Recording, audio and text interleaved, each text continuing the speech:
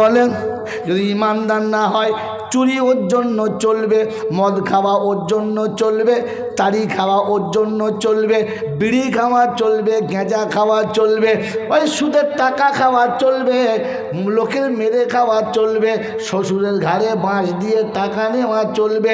ইমানদার বলে জোরে বলেন, আরো জোরে বলেন, চলবে না। ইমানদার হলো তারা ফজরের নামাজ পড়বে না যারা। ইমানদার কারা জোরে বলেন, মুসলমান কারা? নামাজ পড়ে যারা না নামাজ ছাড়ে যারা। এই বাপজি জোরে বলেন, আমার বাপজির, আমার সোনার চাঁদ বন্ধুরা, যার ছেলের বিয়ের সমাতে ফজরের নামাজ ছিল না, জোহরের নামাজ ছিল না, আসর পড়বে কি না জানি না, মাগরিব রাস্তাতে হয়ে যাবে, বাড়ি আসবে না।